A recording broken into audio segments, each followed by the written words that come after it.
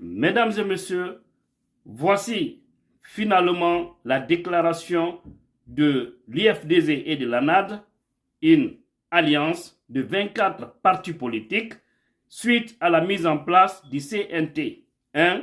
Par rapport à la nomination de M. Dansa Kourouma à la tête du CNT, et 2. Par rapport à la diminution du nombre des membres de dite alliance, à savoir 4 qu'ils ont ramené à 1. Un message pour tous les Guinéens et surtout pour les militants et sympathisants. Suivez le porte-parole, M. Haba, et vous allez comprendre la suite. L'ANAD a tenu ce lundi 24 janvier 2022 une réunion extraordinaire suite à la publication de la liste des membres du Conseil national de la transition et de la nomination du président de cette importante institution. L'ANAD a noté avec un profond étonnement qu'un seul siège a été accordé au parti de sa coalition après les arbitrages effectués par les autorités guinéennes. Il faut rappeler que dans l'exercice de procéder à une répartition juste et équitable des 15 sièges attribués aux partis politiques, les coalitions des partis avaient concédé 4 sièges à l'ANAD, compte tenu du nombre de partis qui la composent, 24 au total, et surtout de son poids électoral. C'est bien cette répartition largement consensuelle qui a été déposée au ministère de l'Administration du Territoire et de la Décentralisation le 25 novembre 2021.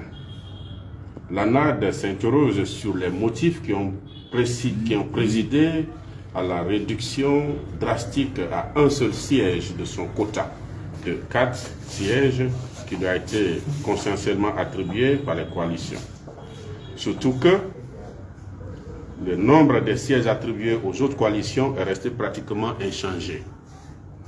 L'ANAD s'indigne de cette flagrante injustice dont elle a été ainsi victime de la part des autorités. Elle se demande si des mains noires n'étaient pas derrière ce traitement discriminatoire. L'ANAD rappelle l'impérieuse nécessité pour le CNRD de veiller à l'équité des actes que pose le gouvernement et les autres institutions de la transition et l'importance pour tous de tenir la balance égale entre les acteurs politiques dans l'exercice de leurs responsabilités respectives. L'ANAD demande à tous les militants des partis politiques membres et des mouvements et à tous les démocrates guinéens à rester unis, vigilants et mobilisés et enfin de dénoncer, le cas échéant, tout acte susceptible de porter préjudice au caractère paisible, inclusif et juste de la transition. Fait à Conakry, ce jour, 24 janvier 2022, la plénière de l'ANAD. Je vous remercie. Merci.